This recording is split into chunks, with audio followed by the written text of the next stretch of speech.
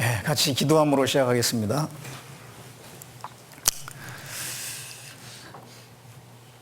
은혜롭고 자비로우신 우리 아버지 하나님, 우리를 죄 가운데서 구원해 주시고 주님의 교회를 위해서 또 복음을 위해서 살 수 있는 기회를 주신 것 참으로 감사를 드립니다. 한 주간의 집회를 허락해 주시고 여러 가지 모양으로 수고하는 가운데 하나님의 은혜와 사랑을 알지 못한 분들에게 복음을 전하는데 또 참여케 하신 것도 감사를 드립니다. 우리가 주님 앞에 갈 때까지 그 복음 전하는 일에 끝까지 참여할 수 있도록 도와주시고 그 잃어진 영혼들, 그 불쌍한 영혼들 우리를 통해서 한 영혼 한 영혼 인도해서 하나님께로 인도하는데 각자가 귀하게 쓰임을 받을 수 있도록 도와주시기를 바라곤 합니다. 오늘 또 전해지는 말씀을 통해서 주 예수 그리스도의 그 은혜를 더욱더 알고 또 그리스도인으로서 어떻게 살아야 될 것인지 방향을 확실히 하는 귀중한 시간이 될 수 있도록 도와주시옵소서.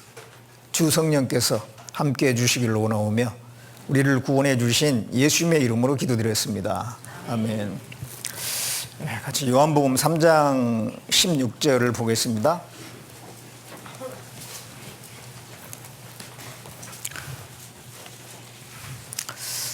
요한복음 3장 16절 말씀입니다.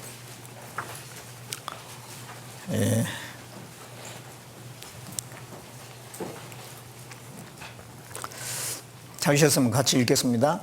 하나님이 세상을 이처럼 사랑하사 주셨으니 이는 저를 믿는 자마다 멸망치 않고 영생을 얻게 하려 하심이니라. 한 주간 집회 하시느라고 수고 많으셨습니다. 여러 가지 모양으로 또 각 부서와 또 여러 가지 위치에서 각자의 그 모양대로 또 많은 수고를 하시고 기도도 많이 하셨을 거라고 생각이 듭니다. 우리가 이 땅에서 해야 될 가장 중요한 일이 무엇인지 이제 구원을 받으면 알지 않습니까? 그 세상에서 하는 모든 일들은 하나님과 상관없는 것은 이제 어둠에 속한 것이고 사탄에 속한 것인데 거기에 비해서 하나님께 속한 일, 그것은 영원한 것이 되고 영광스러운 일이 되죠. 그 빛의 삼원색이 있고 색의 삼원색이 있다는 거 아실 겁니다. 그 색의 삼원색은 이제 빨강, 노랑, 파랑이죠. 빨로파. 그게 이제 색의 삼원색입니다. 그러니까 이 지상에 있는 모든 그 색깔은 그 세 가지로 만들 수가 있어요. 그래서 그게 이제 그 기본색이죠. 빨강, 노랑, 파랑. 그런데 그 빨강, 노랑, 파랑을 섞으면은 검정색이 됩니다. 검정색이. 그런데 이제 빛의 삼원색이 있죠. 빛의 삼원색은 빨강, 파랑, 녹색입니다. 녹색. 근데 그 빛의 삼원색을 섞으면은 하얀색이 됩니다. 하얀색이. 그것의 의미한 바가 상당히 우리에게 또 큰 의미를 준다고 생각하는데요. 이 세상에 있는 모든 것을 합치면 결국은 검정색입니다. 어둠입니다. 이 세상에 사는 모든 일들, 사람들이 하는 모든 업적들, 하나님과 상관없는 그 모든 것들은 합쳐봤자 결국은 어둠에 속한 것이고 사단에 속한 것이고 아무런 의미가 없는 그런 것들이거든요. 그런데 그 빛의 삼원색, 그거는 하늘에 속한 것입니다. 하나님은 빛 가운데 계시잖아요. 성부, 성자, 성령 그 하나님은 빛 가운데 계신 분입니다. 그래서 우리가 그 하나님과 관련된 일을 하는 것은 다 빛에 속한 것이고 영원한 것에 속하는 것이에요. 천국은 해같이 밝은 곳이라고 성경에 말씀하고 있어요. 하나님께 속한 것은 다 빛입니다. 예수님께서 말씀하실 때 나는 세상의 빛이니 나를 따르는 자는 어둠에 다니지 아니하고 생명의 빛을 받으리라 라고 했는데요. 그래서 우리가 하는 일이 과연 빛에 속한 일이냐 아니면 어둠에 속한 일이냐, 저 하늘에 속한 일이냐 아니면 이 세상에 속한 일이냐, 그렇게 나눠지는 겁니다. 이 세상에 속한 일은 결국은 다 어둠에 속한 것이고 사단에 속한 것이고 결국은 남는 게 하나도 없어요. 다 사라지고 없어지는 의미 없는 일들일 뿐입니다. 우리가 이제 복음을 위해서 수고하고 협력하고 어떤 모양으로든지 함께 했던 것은 빛에 속한 것이고 영원한 것이고, 그 빛 대신 하나님께 속한 것이니까 얼마나 좋은 일입니까? 때로는 힘들고 어려움도 있지만은 그것이 정말 가치가 있는 일이라는 것을 그런 비유를 통해서라도 우리가 좀 생각을 해보면 좋을 것 같습니다. 그래서 이 땅에 사는 동안에는 늘 그 빛에 속한 일을 하면서 살아야 되겠다, 그런 생각을 합니다. 우리가 이 세상에 태어나가지고 참 배우는 것도 많고 깨달아야 될 것도 많고 하는데, 그중에 이게 반드시 깨달아야 할 것이 있다 하면 하나님의 사랑을 깨달아야 됩니다. 하나님의 사랑.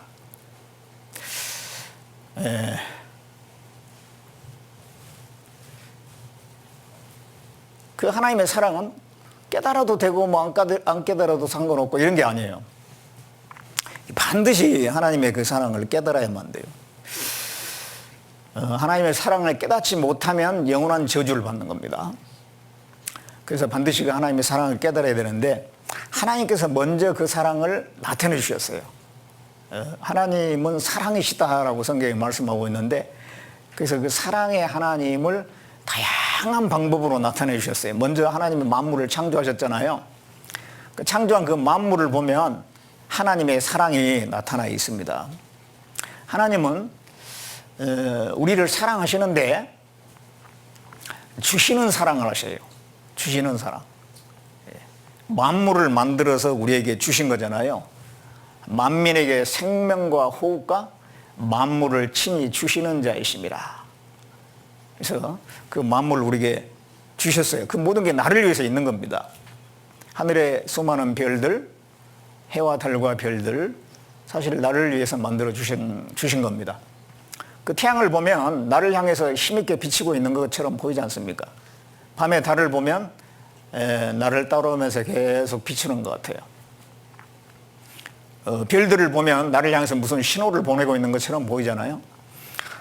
그런 것들이 다 실제 나를 위해서 만들어진 겁니다.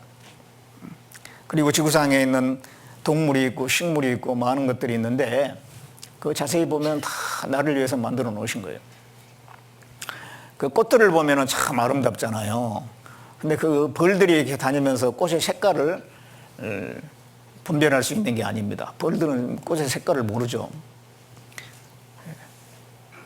사람 보라고 그걸 만들어 놓은 거예요. 사람은 그 20가지 그 색상을 다 분별할 줄 알잖아요. 그 물고기들도 보면은요, 참 그 수족관에 가보면 다양한 색깔의 물고기가 있는데, 그걸 보면서도, 야, 참, 물고기들이 자기들끼리 막 색깔을 확인하고, 야, 너 참 아름답게 생겼다. 그러지는 않을 거란 말이에요. 그럼 왜 그렇게 아름다운 물고기를 만들어 놨는가? 결국 사람 보라고 만들어 놓은 거죠. 그리고 이제 식물이나 동물에 보면 사람의 필요한 영양소가 다 들어있잖아요. 단백질도 있고, 지방도 있고, 탄수화물도 있고, 또 비타민도 있고, 그거 다 사람에게 필요하니까 만들어 놓은 것입니다. 그런 모든 것을 주심으로 하나님이 우리를 얼마나 생각하고 계시는지, 우리를 사랑하는지 나타내신 거예요.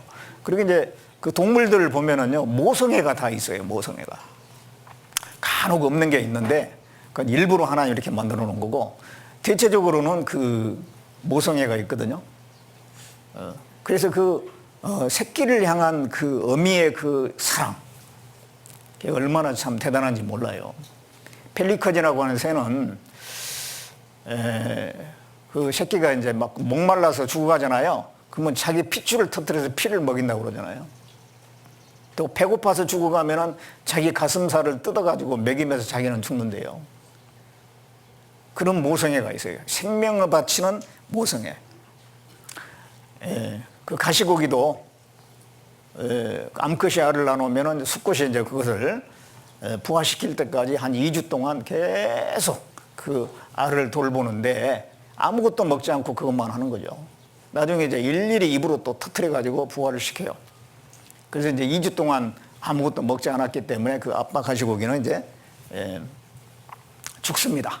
그러면 갓 태어난 그 새끼 가시고기가 그 아빠, 방금 죽은 아빠의 그 몸을 뜯어 먹어요. 그래서 그 영양 보충을 하면서 이제 성장을 하는 거죠. 그런 거 보면 그런 그 모성애, 부성애가 어떻게 생겼을까? 사랑의 근원 되신 하나님께서 넣어준 거죠.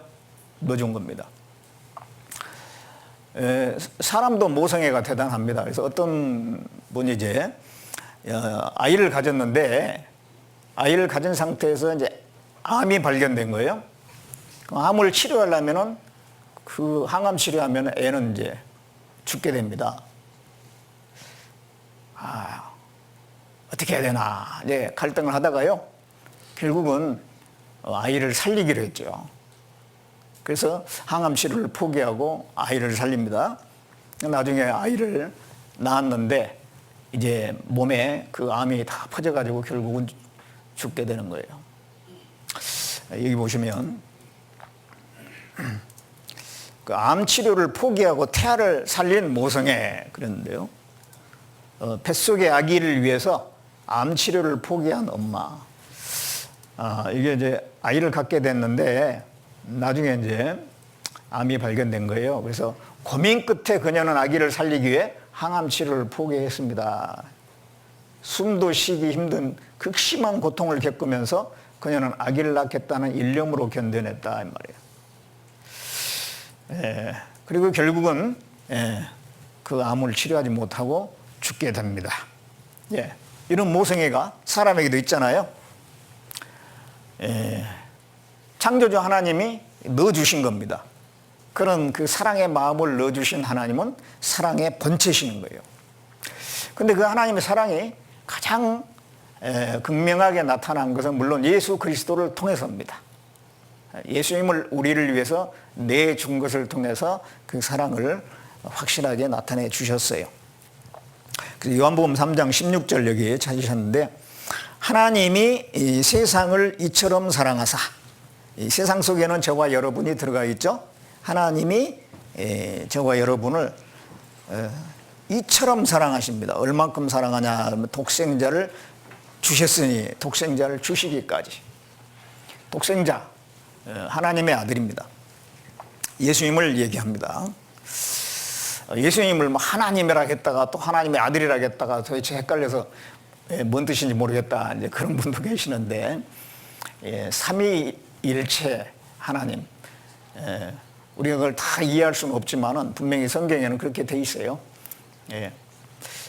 그래서 하나님이 삼위로 존재하십니다. 그러니까 성부 하나님, 아버지 하나님이 있고 성자 하나님, 그분이 예수님이고요. 그다음에 성령 하나님이 있습니다. 그러면 하나님은 세 분인가? 또 세 분은 아니라고 돼 있고 한 분이신 하나님이라고 유일하신 하나님, 하나이신 하나님이라고 분명히 말씀하고 있는데 그런데 또 이렇게 삼위로 나눠져 있어요. 그래서 어떤 형태로 존재하고 계시는지 우리가 명확하게 알기 어렵습니다. 하나님 앞에 가야지 이제 분명하게 밝혀지는데요. 여기서 이제 첫 번째 하나님이 세상을 할 때 이 하나님은 성부 하나님을 얘기하죠. 성부 하나님께서 세상을 나를 그렇게 사랑하셔가지고 독생자, 이 성자 하나님 예수님을 보내주셨다라고 하는 거예요. 그래서 예수님은 하나님의 아들이라고도 하고 또 하나님이라고도 합니다. 성자 하나님도 하나님이에요. 아들 하나님이라고 하는 그런 신분을 가지고 있지만 그러면 언젠가 탄생을 했는가? 성부 하나님이 낳았나? 또 그건 아니에요. 시작도 없고 끝도 없고 항상 존재하신 분이라고 말씀하고 있습니다. 그래서 그 삼위 하나님에 대한 정확한 것은 우리가 하나님 앞에 가서 알 수 있습니다. 근데 분명히 그렇게 구분되어 있다는 것은 분명해요. 그래서 성부 하나님께서 우리를 사랑하셔서 성자 하나님, 예수님을, 독생자 되신 예수님을 보내주신 겁니다. 그리고 그 예수님께서 십자가에서 우리 죄를 다 속죄하셨고 그것을 믿는 자마다 멸망치 않고 영생을 얻는다. 그러니까 우리를 살리기 위해서, 지옥 가는 길에서 건져주시기 위해서 독생자를 희생하신 하나님의 사랑. 이 예수님을 통해서 그 하나님의 사랑이 가장 확실하게 나타나 있어요. 자, 이게 이런 말씀인데요. 우리가 아직 죄인 되었을 때에 그리스도께서 우리를 위하여 죽으심으로 하나님께서 우리에 대한 자기의 사랑을 확증하셨느니라. 자, 우리가 죄인 되었을 때, 이거는 하나님과 원수된 상태를 이야기합니다. 우리가 뭐 의인 되었을 때 뭔가 하나님의 사랑을 받을 만한 자격이나 조건이 갖춰져 있을 때 그런 게 아니에요. 우리는 죄인 되었는데, 그리고 너무도 보잘것없는 존재입니다. 그런데 그리스도께서 우리를 위하여 죽으심으로 하나님께서 우리에 대한 자기의 사랑을 확증하셨느니라. 하나님 우리를 얼마나 사랑하는가라고 하는 것을 그리스도를 통해서 우리에게 나타내 주신 겁니다. 근데 우리가 죄인 되었을 때,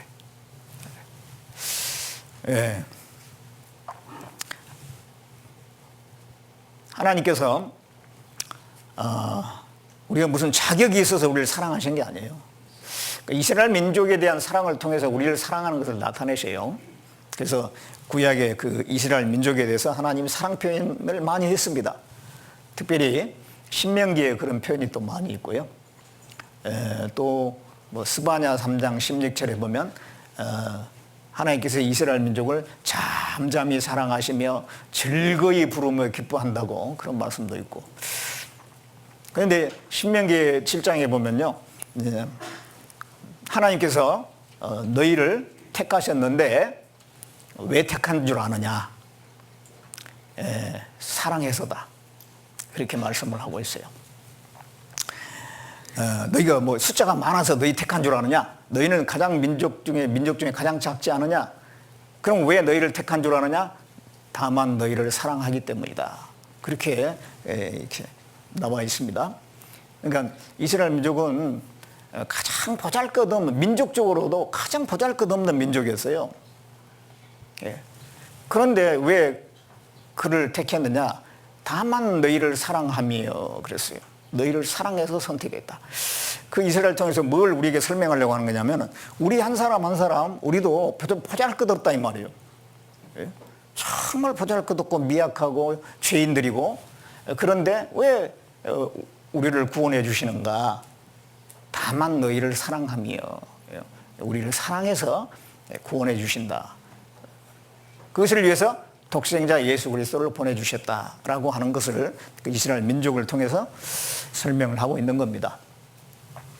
또 여기에 이렇게 말씀하고 있는데, 하나님의 사랑이 우리에게 이렇게 나타난 바 되었으니 하나님이 자기의 독생자를 세상에 보내시면 저로 말미암아 우리를 살리려 하심이라.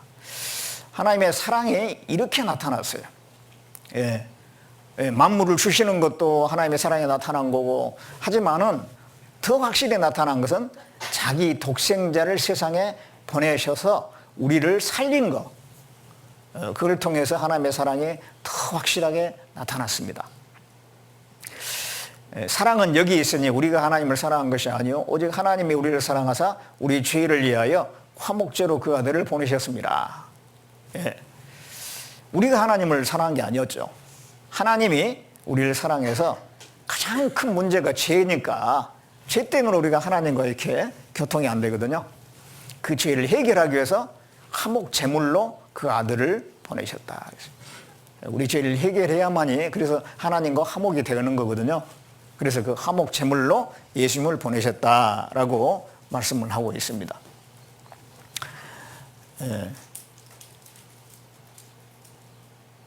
하나님과 사이에 죄가 끼어 있으면은 하나님과 이 교제가 안 돼요. 그 죄가 해결돼야 됩니다. 그래서 이스라엘 사람들은 죄를 지면 그 죄를 해결하기 위해서 속죄 제사를 드렸다라고 어제 말씀드렸죠. 양을 잡거나 염소를 잡거나 또는 송아지나 비둘기나 그 정해진 짐승을 잡아서 피 흘려서 죽임으로써 그 죄값을 그 짐승이 갖게 하고 그리고 이제 하나님과 평화가 이루어지는 거예요. 그런데 이제 1년에 한 번씩도 민족적인 제사를 드리는 경우도 있거든요. 이스라엘 민족이 1년 동안 지었던 죄를 한꺼번에 속죄하는 그런 제사가 또 있어요. 그것도 이제 예수님을 설명하는 건데요. 예수님이 하실 일을 설명하는 건데 그걸 좀 보면은요. 그들이 이런 성막에서 제사를 드렸는데 성막에 문을 열고 들어가면 번제단이 있고 물두멍이 있고 이 안에는 성소 지성소가 있습니다. 그래서 이제 이스라엘 민족을 위한 속죄 제물로서 이 염소 2마리를 선택해 염소 2마리를 그래가지고 한 마리에다가는 여기 대제사장이 다 안수를 합니다. 안수를 하면 이스라엘 민족이 1년 동안 지었던 죄가 탁 넘어가는 거예요. 이 염소 한 마리에게. 그럼 염소가 이제 저주를 받아야 되잖아요. 그 염소를 갖다 저 멀리 여기 이제 문 밖으로 나가가지고요. 저 멀리 들판에다가 갖다 버려버립니다. 그러면은 사람이 지켜주질 않으니까 뭐 일이나 늑대나 뭐 이런 것에 그냥 뜯어먹혀 죽는 거예요. 그러든 말든 갖다 버려버리는 거예요. 그리고 이제 한 마리 또 남아있잖아요. 염소 한 마리. 그것은 또 여기서 잡아. 여기 이제 번제단을 잡아가지고 피를 가지고 이 안으로 들어갑니다. 이 건물 안으로. 그럼 성소가 있는데 그 다음에 성소, 지성소 사이에 휘장이 있어요. 여기 휘장을 열고 들어가가지고 그 다음에 여기 언약궤라고 하는 상자가 있습니다. 여기 뚜껑이 이제 속죄소라고 하는데 뚜껑 위에다가 뿌리는 겁니다. 이게 언약궤인데요. 이 안에 십계명 2 돌판이 들어있고 여기 이제 이게 뚜껑이요. 뚜껑에는 2 천사가 마주 보면서 내려다보고 있어요. 여기에다가 그 염소의 피를 7번 뿌리는 겁니다. 그러면은 이스라엘 민족들이 1년 동안 지었던 죄가 한꺼번에 속죄가 되어 사해지는 겁니다. 자, 이런 제사를 1년에 한 번씩 이스라엘 민족들이 광야에 있는 동안에 그 속죄 제사를 드렸습니다. 근데 그게 다 예수님하고 연결되어 있어요. 나중에 오실 예수님을 설명하기 위해서 그런 모형적인 제사를 드리게 했는데 먼저 이제 그 2 염소 중에서 한 염소에다가는 대제사장이 안수해가지고 이스라엘 자손의 모든 죄를 1년 동안 지은 죄를 넘기잖아요. 그리고 이제 저 멀리 보내버리잖아요. 그건 뭘 설명하냐면은 세상 죄를 지고 가신 예수님을 설명하는 겁니다. 그 염소는 이스라엘 민족들의 죄만 지고 또 1년 동안 지은 죄만 지고 갔는데 그냥 불완전한 거죠. 훗날 오실 예수님은 세상 죄를 지고 저 골고다 언덕으로 가셨잖아요. 그래서 이제 십자가에 죽기 위해서 그 예수님을 설명하고 또 한 염소는 이제 그 번제단에서 잡아가지고 그 다음 이제 피를 가지고 들어갔는데 그 염소는 십자가에서 못 박혀 죽으신 예수님을 설명하죠. 이 번제단은 4뿔이 있어요. 4뿔.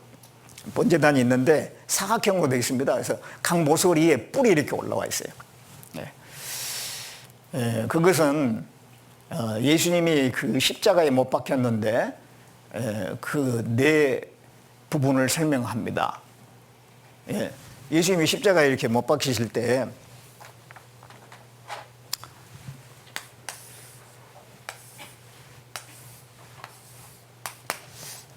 양손에 이제 못이 박히고 양발에 못이 박히고 이 머리에는 가시관을 썼어요.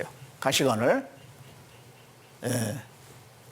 이 네 모퉁이잖아요. 요게 번제단의 내 모퉁이하고 같은 겁니다. 번제단에 이렇게 보면 여기에 각각 뿔이 이렇게 올라와 있어요. 예. 그래서 이 번제물을 거기다 매거든요. 그리고 거기서 이제 처형을 하는데, 이 번제단에서 잡은 수염소는, 그 염소는,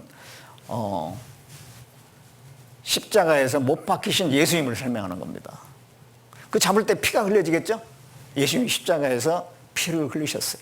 그리고 죽으셨어요. 그 다음에 이제 대제사장이 그 피를 가지고 그 성막 안에 들어가서 지성소에서 7번 뿌리잖아요. 그럼 뭘 설명하냐면 죽으셨다가 사흘 만에 부활하셨어요, 예수님이. 부활해가지고 이제 하나님 앞에 가서 증거하는 거예요. 예. 내가 저 많은 아담 자손의 죄를 대신해서 십자가에 죽어서 그 피로서 다 갚았습니다. 그걸 증거하시는 예수님. 예. 그걸 설명하는 겁니다. 그래서 이스라엘 자손들은 그렇게 염소로 불완전한 제사를 드렸지만 예수님께서는 한 번에 완전한 제사를 다 끝내버렸어요. 영원한 속죄를 다 이루신 겁니다. 2번, 3번 할 필요가 없죠. 자, 그래서 히브리서 9장을 봅니다. 히브리서 9장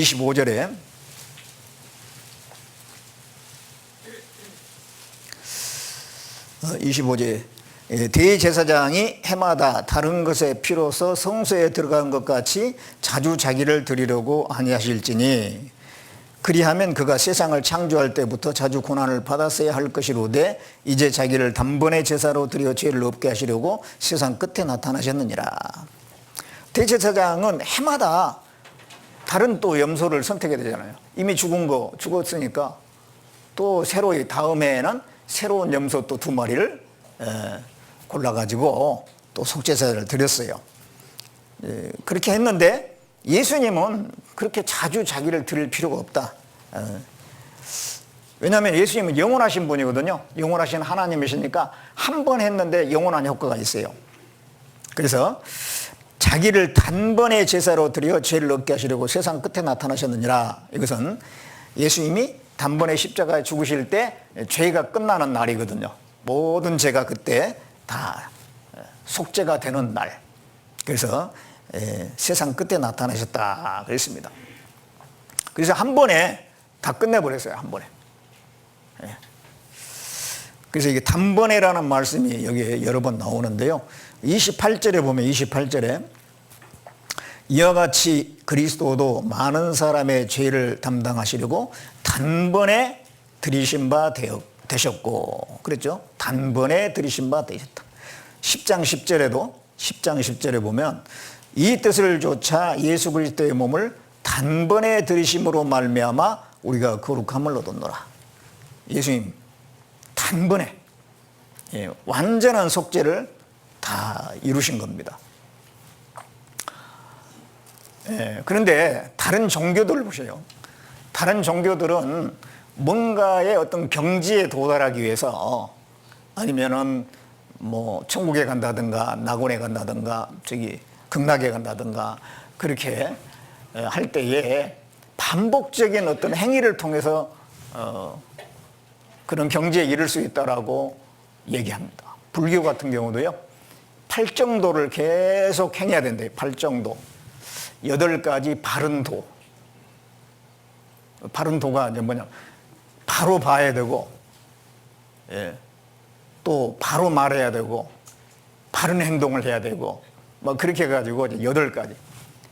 그게 얼마나 어렵습니까? 바른 말하기가 얼마나 어렵냐고요. 바른 행동하기가 얼마나 어렵습니까? 근데 그거를 평생 해가지고 나중에 이제 극락에 간다.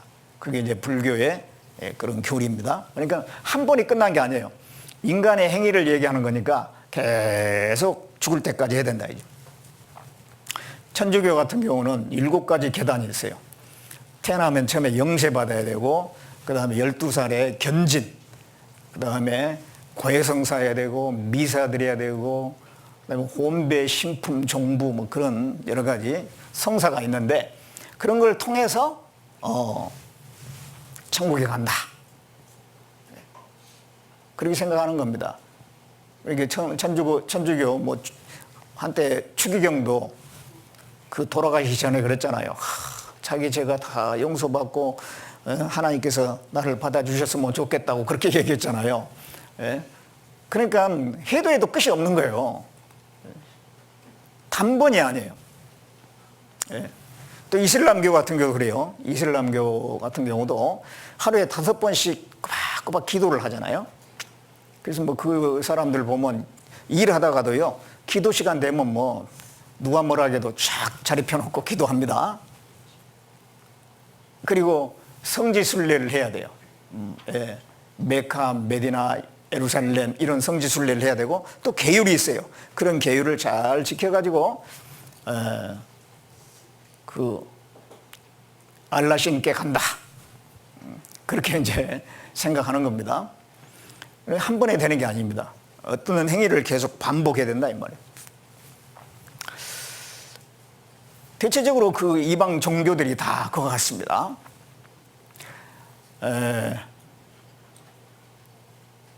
이 피라미드가 많이 있잖아요. 이집트에 피라미드가 있는데 그보다는 훨씬 더 많은 숫자가 남미에 있어요. 남미에. 근데 그 피라미드를 보면은요, 이렇게 이제 계단이 많아요. 그렇죠? 계단이 많습니다. 이 피라미드가 이런 모양입니다. 대체적으로 이게 남미에 있는 그 피라미드 보면 왜 이렇게 계단이 많나? 여기가 이제 제단이에요. 제단. 자기들이 믿는 신에게 제물을 여기서 드리는 거예요. 여기서 한 계단 한 계단 밟아서 올라가가지고요, 상당히 이제 이런 의식이 거창하죠. 이런 의식을 거쳐서 최종적으로 제단에 올라가가지고 제물을 바친다는 거예요. 그러니까 어떤 단계를 얘기하는 겁니다. 모든 종교는 어떤 단계를 얘기해요. 그런데 성경은 단계를 얘기하지 않습니다. 너희는 층계로 내 단에 오르지 말라 그랬어요. 그래서 하나님께서 만들라고 하는 제단은 이렇게 초라하게 생겼어요. 높이는 얼마나 되냐? 1m 40밖에 안 돼요. 그러니까 그냥 사람이 서가지고 재물을 떡 갖다 올리면 돼. 이렇게 계단 밟고 올라갈 필요가 없어요. 왜 이렇게 만들라고 했을까요? 계단 만들지 마라. 계단으로 층계로 내 단에 오르지 말라. 어떤 의식을 통해서 하나님께 나가는 게 아니라는 겁니다. 그리고 이 제단, 웅장한 제단, 아름다운 제단을 통해서 하나님께 나가는 게 아니라 여기에 드려지는 제물을 통해서 하나님 앞에 의롭다움을 받고 하나님 앞에 나갈 수 있다라고 그걸 가르치는 거예요. 그 제물이 누구예요? 예수님이죠. 예수님. 그 예수님을 통해서 예수님의 희생을 통해서 우리가 하나님께 나가는 거지, 어떤 종교적인 의식이나 그럴싸한 건물이나 그런 걸 통해서 우리가 하나님께 나가는 게 아닙니다. 그래서 단번입니다. 내가 무슨 행위를 해서 하나님께 나갈 것 같으면 정말 복잡한 과정이 필요하겠죠. 반복적인 선행을 해야 되겠죠. 그런데 그게 아닙니다. 오로지 예수님을 통해서 나는 거니까 예수님이 단번에 십자가에 죽으셨고 내가 단번에 그 믿음으로 말미암아 천국에 가는 거예요. 죄인에서 의인으로 바뀌는 겁니다. 지옥갈 운명에서 천국갈 운명으로 단번에 바뀌어버리는 거예요. 그런데 단번이지만은 효과는 또 영원해요. 그래서 히브리서 9장 12절 여기 보겠습니다. 히브리서 9장 12절 같이 읽어보겠습니다. 염소와 송아지의 피로 아니하고 오직 자기 피로 영원한 속죄를 이루사 단번에 성소에 들어가셨느니라. 염소나 송아지 피는 이스라엘 사람들이 들었던 제사고요. 오직 자기 피, 예수님이 흘리신 그 피로 속죄가 이루어진다. 아무리 빚이 많아도 갚으면 없어지는 거예요. 갚으면. 아무리 빚이 많아도 갚으면 없어집니다. 내가 빚이 많아가지고 고민하는데 아버지가 대신 갚아준다든지 아니면 나에게 특별한 은혜를 입었던 친구가 갚아준다든지 대신 갚아주면 그 빚은 없어지는 거예요. 마찬가지로 우리가 아무리 죄가 많아도 예수님께서 피 흘려서 다 갚아버렸으면 끝나는 거예요, 이제. 근데 이 말씀은 갚았다는 얘기입니다. 자기 피로, 예수님의 피를 흘려서 영원한 속죄를 이루었다. 영원히 그 죄값을 갚았다라고 하는 겁니다. 그래서 단번에 다 이루신 겁니다. 이것을 확실하게 믿으면 그 사람이 천국 갈 사람이 되는 거예요. 그게 바로 구원입니다. 구원. 자, 그래서 이 구원, 완전한 구원의 요건은요, 아주 간단합니다. 단번에 예수님 피로 영원히 속죄된 걸 이게 믿어졌다. 그건 완전한 구원이에요. 그런데 단번에 구원을 받는다고 해야 되는데 여러 번 단계적으로 라고 말하면 다 틀린 겁니다. 제가요, 어렸을 적에 장로교회를 갔는데 그 장로교회 이제 좀 다니면서 그 세례교회하고 세례 안 받은 그 교회하고 좀 구분을 하더라고요. 세례교회는 세례 받으면 다 어떤 명부가 있어가지고요, 거기에 다 그 이름이 올라간대요. 세례교인이 아닌 사람은 이제 거기도 올라가지도 못하고, 아, 그럼 내가 세례를 받아야 되겠구나 해가지고요, 어떻게 세례를 받습니까? 하니까 먼저 6개월 동안 잘 나와가지고 학습을 먼저 받아야 된대요. 그래가지고 이제 6개월 동안 열심히 다녀가지고 이제 학습을 받았어요. 그것도 문답이 있거든요. 그 문답을 이제 잘 통과해가지고 학습받았어요. 그리고 나서 또 6개월 더 있어야지 세례 받을 자격이 생긴대요. 그래서 또 이제 세례 받으려고 또 6개월 동안 계속 다녔죠. 나중에 이제 세례 받을 때 보니까 뭐 물어보는데 뭐 몇 가지 물어봐요. 근데 뭐 좀 대답 잘 못해도 그냥 통과. 그래 놓고 나중에 이제 물방울로 똑똑 떨어져, 그래가지고 세례를 주더라고요. 이게 그런 게 이제 뭐냐면은 단계적인 거예요, 단계적인 거. 그리고 세례 교인이 돼가지고 그 명부에 올라가면 마치 생명책에 기록된 것처럼 얘기를 하더라고요. 그 생명책에 기록돼가지고 이제 천국 갈 사람이래. 그게 아니죠. 그래서 여기에 단번에 예수님이 해놓으신 걸 우리가 의지하는 거예요. 여러 번 단계적으로 내가 뭘 하는 게 아니라니까요.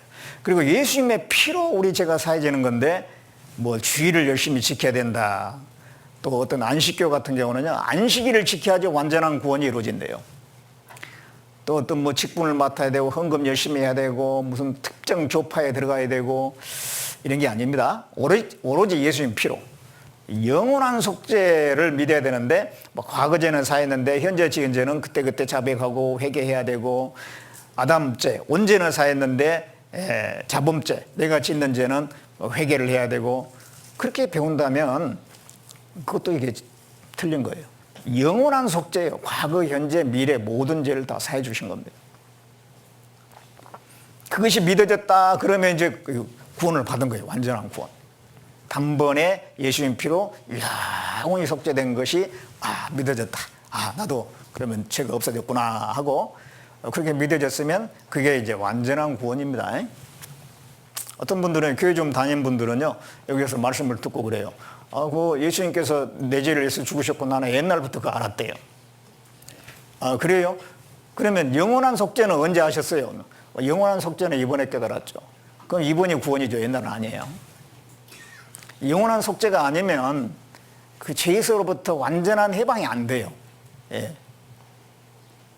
죄에서로부터 완전한 해방이 돼야지 하나님의 자녀거든요. 그게 거듭난 겁니다. 그게 구원받은 거예요. 자, 그래서 이렇게 해가지고 이제 구원을 받았잖아요. 그럼 이게 취소가 없어요. 혹시 내가 또 뭐 잘못하고 죄를 짓고 하면 또 구원이 취소가 되는가? 교회 나가다가 안 나가면 또 취소가 되는 건가? 아닙니다. 취소는 안 돼요. 이렇게 말씀하셨는데, 내가 저희에게 영생을 주노니 그랬는데, 그럼 누구한테 영생을 주느냐면은 믿는 자는 영생을 가졌나니 그랬어요. 이게 확실하게 예수님의 그 속죄를 믿는 사람은 영생을 받은 거예요. 그런 사람에게 하나님 영생을 주시는 거예요. 그렇게 해서 영생을 받았으면은 영원히 멸망치 아니할 터이요. 이제 앞으로는 멸망이 없다는 거예요. 지옥 가는 일이 없다 그 말입니다. 영원히 멸망치 않아요. 또 저희를 내 손에서 빼앗을 자가 없느니라. 저희를 주신 내 아버지는 만유보다 크심에 아무도 아버지 손에서 빼앗을 수 없느니라. 하나님이 이제 그 사람의 영원한 생명을 붙들고 있는 거예요. 누가 뺏을 수 있겠습니까? 취소도 안 되고 뺏지도 못하고. 한 번 구원은 영원한 구원입니다. 근데 이제 성경 보다 보면요, 뭐 구원을 이루어 가야 된다는 또 그런 말씀이 있거든요. 아, 이거 완전한 게 아닌가? 또 헷갈릴 수가 있어요. 그래서 그 부분을 좀 정리를 해보겠는데, 자, 구원에 대해서 세 가지 구분이 있어요. 영혼 구원이 있고, 생활 구원이 있고, 몸의 구원이 있습니다. 지금까지 말씀드린 건 다 영혼 구원에 대한 걸 말씀을 드린 거예요. 그 영혼 구원은 어떻게 받느냐 그러면 예수님이 영원히 속죄해 주신 그 사실을 성경을 통해서 배워서 확실히 믿어졌으면 받은 거예요. 어제 이게 믿어졌다. 그럼 이미 받은 거죠. 그러니까 과거죠, 이거. 이미 해놓은 것을 믿음으로 받는 거예요. 예, 그게 이 영혼 구원입니다. 그래서 이게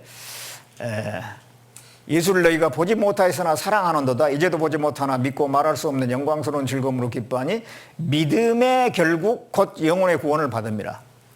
예, 그 죄사함에 대한 내용을 듣고 믿어졌으면은 그 결과적으로 영혼 구원을 받은 것이다 이 말이죠. 예, 영혼이 하나님과 끊어져 있는 상태에서 죄사함 받으니까 이제 하나님과 연결이 된 거예요. 그걸 영혼 구원이라고 합니다. 그런 다음에 이제 생활 구원, 성품 구원, 이건 또 어떻게 받느냐? 이건 이제 그 영혼 구원 받은 사람 속에 성령이 들어와 계시거든요. 성령이. 내가 그걸 느끼는 건 아니에요. 성령이 들어오셔가지고 나를 이제 말씀으로 쭉 인도해 가셔요. 성령께서는 말씀, 성경 말씀을 깨닫게 해주시고 그 방향으로 인도를 합니다. 그러면 내가 거기에 잘 복종해서 살아가는 가운데서 현재 생활 속에서 점점 이건 이루어가는 거예요. 이건 주님 앞에 갈 때까지. 영혼 구원 받은 사람이 생활 구원도 되는 거예요. 영혼 구원 안 받은 사람은 아예 생활 구원 꿈도 못 꿔요. 안 됩니다, 이게.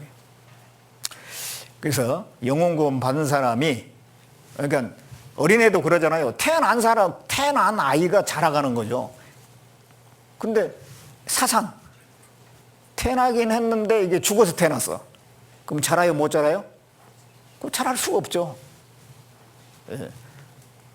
살아서 태어난 아이가 자라는 겁니다. 그런 것처럼 영혼 구원 받은 사람이 생활 구원도 이루어가는 거예요. 이 성령이 들어오셔가지고 말씀을 계속 가르쳐 주시거든요. 이렇게 말씀을 배우면 이제 그 말씀대로 살아야 되겠구나 이런 마음이 올라와요. 이제 그렇게 살아가는 것이 이제 생활 구원을 이루어가는 겁니다. 그래서 빌립보서 2장 12절에 항상 복종하여 두렵고 떨림으로 너희 구원을 이루라 그랬거든요. 항상 복종하여. 뭐에 복종이냐? 하나님 말씀에 복종하는 겁니다. 그러면서 그 구원받은 사람답게 살아가는 거예요. 그것이 구원을 이루어가는 겁니다. 현재 생활 속에서 이루어가는 거예요. 이건 이제 생활 구원을 얘기한 겁니다. 예. 영혼 구원은 천국 가느냐 지옥 가느냐 그걸 결정하니까 이 영혼 구원이 중요하죠. 이 생활 구원은 이 천국 가느냐 지옥 가느냐 문제가 아니에요. 이제 하나님 앞에 가서 칭찬과 영광을 받느냐 아니면 책망을 받느냐 그런 문제를 제어하는 겁니다. 영혼 구원이 훨씬 더 중요하죠. 그 다음에 이제 영혼 구원 받고 생활 구원이 이루어가다가 그 다음에 이제 몸의 구원이 이루어지는데 이건 어떻게 이루어지느냐? 예수님께서 공중에 재림하실 때에 구원받은 사람은 변화돼서 올라가요. 몸이 변화돼서 올라갑니다. 이거 미래에 있을 일이죠. 그걸 이제 몸의 구원, 몸의 구속이라고 하는데요.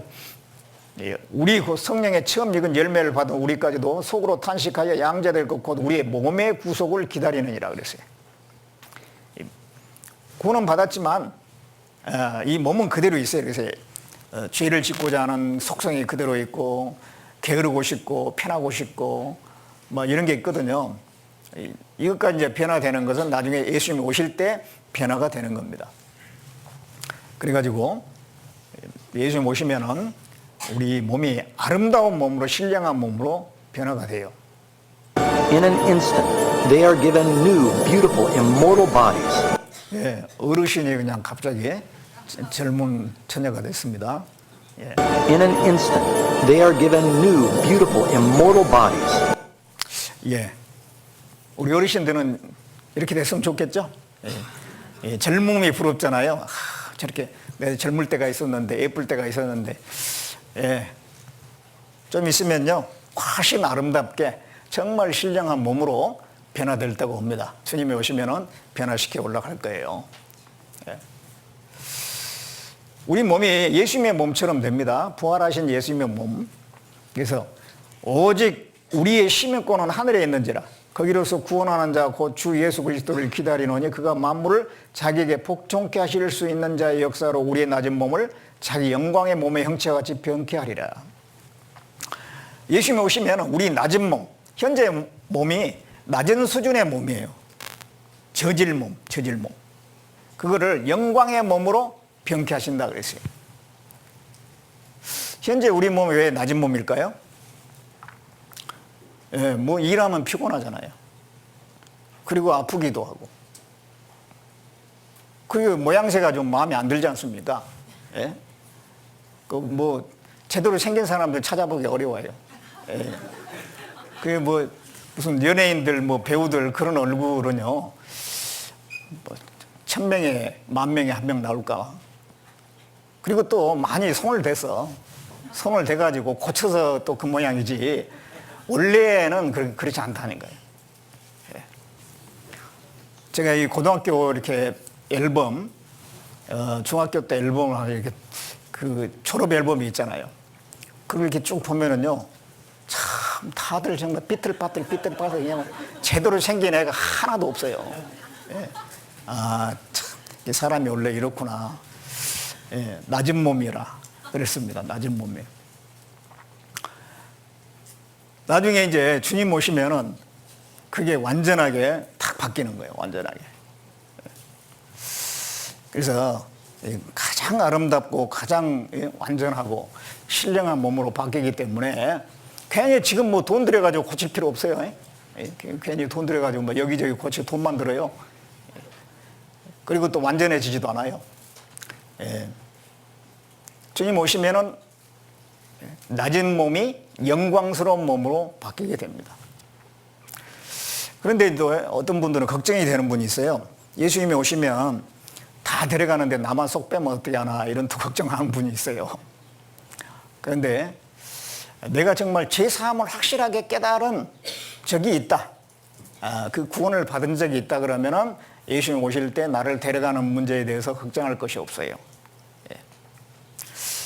여기 이런 말씀이 있거든요.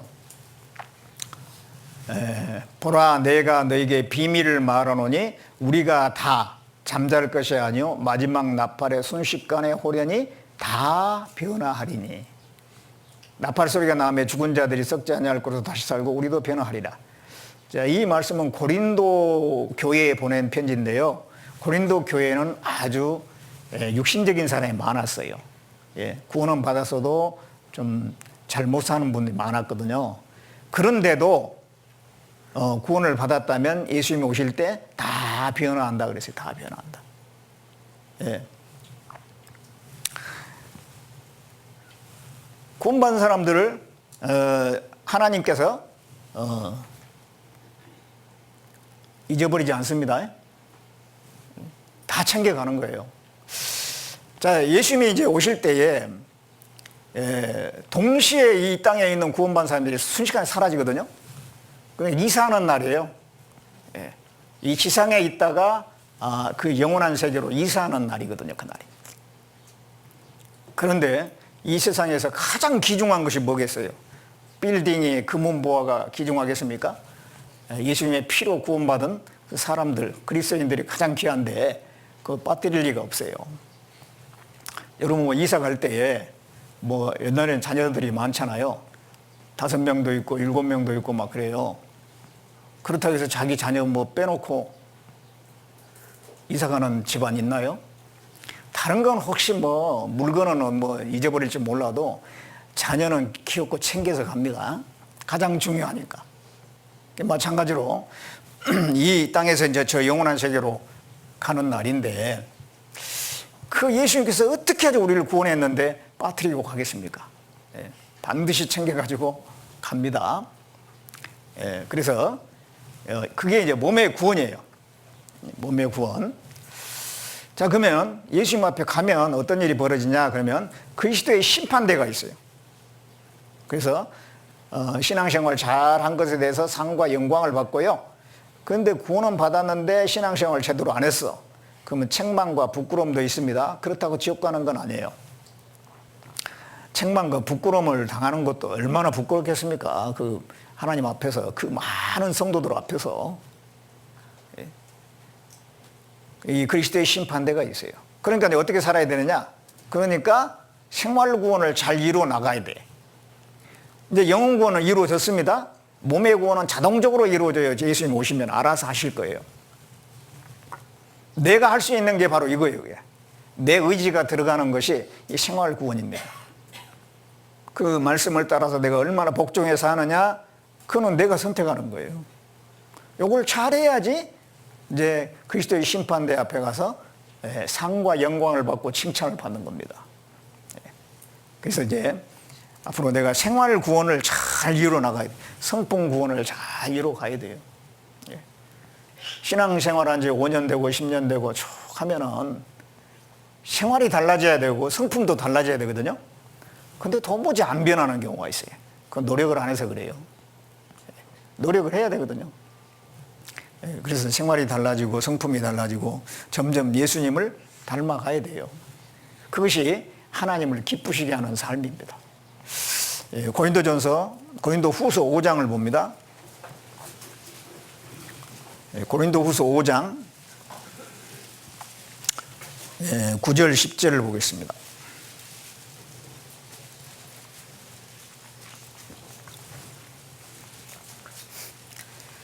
같이 읽어보겠습니다.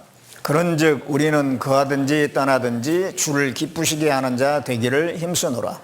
이는 우리가 다 반드시 그리스도의 심판대 앞에 드러나 각각 선악간에 그 몸으로 행한 것을 따라 받으려 함이라.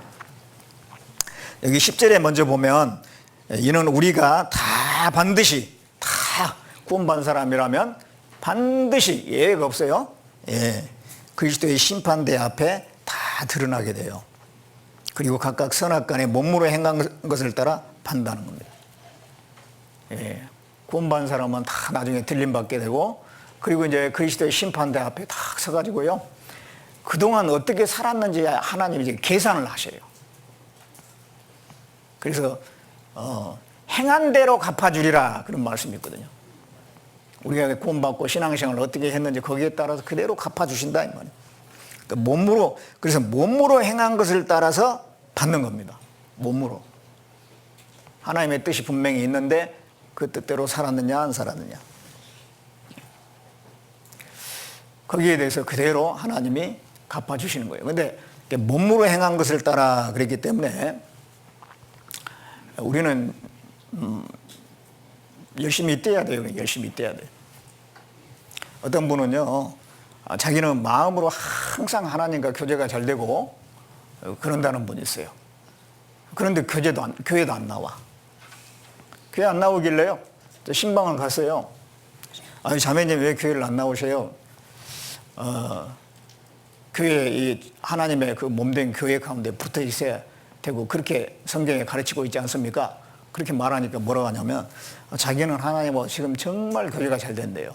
매일 기도하고 성경 보고 하나님과 자기는 교제가 잘 되고 있으니까 뭐 염려하지 마세요 그러더라고요. 그러면서 교회 안 나오고 그리고 또 뭐 전도도 안 하고 아무것도 안 하는데 무슨 그거는 하나님 앞에 의미가 없어요. 몸으로 행한 것을 따라 받는다 그랬잖아요. 마음은 뭐 그럴지 몰라도 그게 행동으로 나타나지 않는다면 이게 의미가 없는 거예요. 우리는 이제 구원받게 되면 신분이 여러 가지인데요. 하나님의 자녀라고도 합니다. 뿐만 아니라 그리스도의 종이라고도 해요. 그러면 그리스도의 종이면은 여러분 사극이나 이런 거 보면은 종들이 머리 굴리고 있던가요? 아니면 몸으로 뛰어다니던가요? 종은 계속 이렇게 뛰어다니면서 부지런히 일을 하거든요. 부지런히 일을 해요. 예. 우리는 주님의 종들입니다. 그리스도의 종들이에요. 그래서 우리는 열심히 몸으로 뛰어다녀야 될 사람들이에요. 예. 그래서 우리 자매님들 막 주방에서 막 일도 하고, 예, 또 뭐 전도하기 위해서 막 왔다 갔다 막 수송도 하고, 막 식사 대접도 하고, 막 엄청 바쁘거든요. 예. 그렇게 움직이는 것이 우리가 해야 될 일이에요. 예. 뭔가를 준비해서 또 하고 하는 이런 것들이 다 움직이는 거잖아요. 몸으로 하는 거잖아요. 그 몸으로 행한 것을 따라서 하나님이 주신다는 거예요. 생각은 그냥 누구보다도 하나님을 사랑하는데 몸은 전혀 안 움직인다. 그건 의미가 없는 거라니까요. 그리고 그것은 그냥 자기 이상적인 생각일 뿐이에요. 하나님은 실제로 그 말씀에 순종하는지 그 말씀을 따라 행하는지 그걸 보시는 거예요. 그래서 행한 것을 따라 몸으로 행한 것을 따라 받는다 그랬잖아요.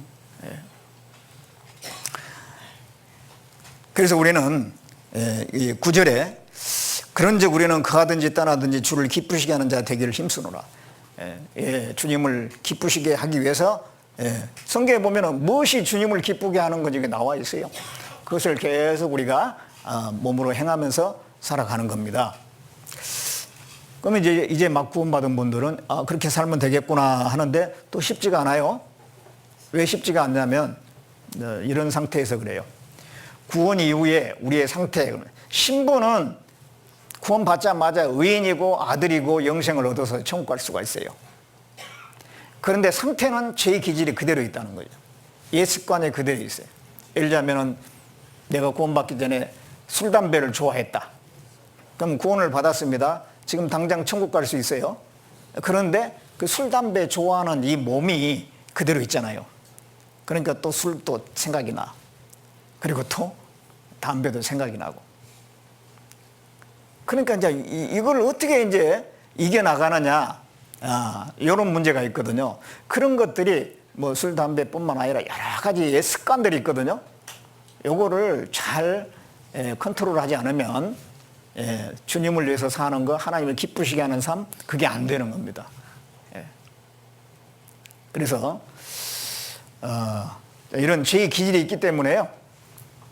나도 모르는 사이에 죄가 올라올 수가 있어요. 누가 나를 화나게 한다 그러면 발끈해가지고 그냥 욕이 튀어나올 수도 있고, 그렇죠? 근데 믿지 않는 사람은요, 저쪽에서 화나게 했으니까 당연히 내가 뭘 잘못했어. 그런 생각을 하지만은 구원받은 사람은 발끈하면요, 그러고 난 뒤에 후회가 돼요. 이러면 안 되는데. 하나님 생각이 나는 거예요. 이거 죄인데, 화내면 안 되는데, 욕하면 안 되는데. 그러면서 이제, 이럴 때는 어떻게 하지? 그럴 때는 하나님께 자백을 해요, 자백. 그때 자백을 해야 돼. 그러면 하나님과의 관계가 다시 회복이 되는 겁니다. 그래서 여기 이렇게 말씀하고 있어요. 만일 우리가 우리 죄를 자백하면 저는 미쁘시고 그로사 우리 죄를 사하시며 모든 불의에서 우리를 깨끗게 하실 것이요. 이 육신은 옛날 모습이 있기 때문에 죄가 순간적으로 나올 수 있는데 그럴 때에 하나님께 솔직하게 자백을 하는 겁니다. 그러면 하나님과의 관계 회복이 되고 깨끗하게 된다. 만약 자백 안 하고 있으면요, 뭐 점점 이게 이 마음이 더러워져 가지고 더 큰 죄를 짓게 돼요. 그때 자백을 해야지 그런 죄에서부터 내 자신을 구별시킬 수가 있습니다. 근데 어떤 죄 같은 경우는요, 분명히 순간적인 게 아니고 그게 죄인 줄 알면서도 점점 다가가는 경우가 있어. 그래가지고 그 죄를 지어. 그리고 거기서 못 빠져나와. 그런 경우는 하나님의 징계를 줘요, 징계를. 이렇게 말씀하는데요. 내 아들아 주의 징계하심을 경히 여기지 말며 그에게 꾸지람 받을 때 낙심하지 말라. 주께서 그 사랑하신 자를 징계하시고 그의 받으시는 아들마다 채찍질 하심이라.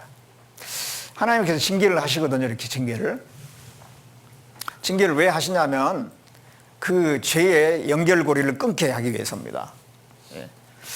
이게 부모가 이게 자식을 키울 때도요, 그냥 간단히 잘못한 것은 아빠 제가 잘못했어요 하면 이제 그냥 되는 거예요. 그런데 가만히 보니까 이거 그냥 놔두면 안 될 것 같은 죄가 있어요. 예를 들면 아빠 호주머니에서 슬쩍슬쩍 동전을 꺼내가지고 갖다가 쓴 거예요. 아니면 뭐 지폐도 막 빼가지고 썼어, 지갑에서. 나중에 그걸 알았다 그러면은요, 가만 놔두면 안 되죠. 그 이제 따끔한 맛을 보여가지고 그런 버릇을 없애야 되거든요. 끊어줘야 돼. 그래서 그런 경우는요, 매질을 해서라도 따끔한 맛을 보고 내가 다시는 이런 거 하면 안 되겠구나, 그런 마음이 들게끔 해줘야 돼. 그래서 그게 징계인데 그거는 뭐 자식이 미워서가 아니라 잘 되게 하기 위해서 그렇게 하는 거잖아요. 그냥 뭐 자식 사랑한다고 말하죠. 그 잘못해도 가만 놔두고 이게 사랑이 아니죠. 이게 사랑이 아닙니다. 그런 이야기가 있던데요. 어떤 그 살인범이 이제 사형을 이제 당하게 됐어요. 근데 사형 당하기 전에 자기가 왜 그런 죄의 구렁텅이에 빠졌는지 그것을 얘기를 하는 거예요. 그 얘기가 뭐냐면 자기가 어렸을 적에 그 바닷가에 살았는데 물새알이 이제 그 물새가 알을 나누는 걸 그 둥우리를 발견했어요. 그래가지고 거기서 물새알을 갖다가 이제 엄마한테 요리해 달라고 갖다 줬어요. 엄마가 아무 말 않고 요리를 해주더라는 거예요. 나중에 이제 물새알이 항상 있는 건 아니잖아요. 몇 번 하다가 물새알이 없으니까 남의 집에 가서 그 계란을 갖다 훔쳐가지고 이제 갖다 준 겁니다. 또 엄마가 한 말 없이 그냥 요리를 해주더래요. 그 뒤로부터 계속 훔쳐가지고 갔다. 그러다가 자기가 지금 이런 살인범까지 됐다고, 어렸을 적에 엄마가 나를 그 나쁜 짓이다 하고 그런 엄하게 꾸짖고 책망을 했으면 내가 올바른 길을 갔을 텐데, 엄마는 내가 잘못해도 그걸 꾸중한 적이 없었다. 그 잘못된 사랑이죠. 예. 하나님은요, 우리를요, 이렇게 사랑하기 때문에 그 죄 가운데, 죄 구렁텅이에 있으면 그를 빠져나오게 하기 위해서 징계를 줄 때가 있어요. 그것도 사랑입니다. 자, 그러면 우리가 죄를 지을 때 자백하고, 큰 죄를 지면 또 징계받고, 그러면서 자백하고 징계받고, 그러면 계속 그렇게 살면 되는 건가? 아니죠. 이제 신앙이 점점점 자라면서 그런 죄에서부터 점점 벗어나야 되거든요. 어린아이를 키우면은요, 아이가 이제 어렸을 적에는 잘 넘어져. 걷다가 넘어지고 걷다가, 왜냐하면 다리에 힘이 없거든요. 그렇죠? 근데 나중에 이제 청년이 됐어요. 청년이 되면 안 넘어지죠. 다리가 튼튼하기 때문에 막 뛰고 뭐 그렇게 하는데도 안 넘어져. 그만큼 이제 체력이 되기 때문에 그런 거거든요. 성장했기 때문에.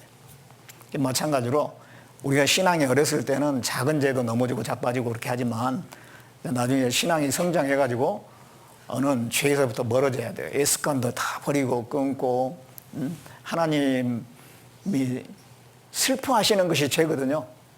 그런 것들을 다 이제 버리고 어떻게 하면 하나님을 기쁘시게 할까, 하나님을 영광스럽게 할까 하는 그런 마음으로 그 삶이 점점점 바뀌어져 나가야 돼요.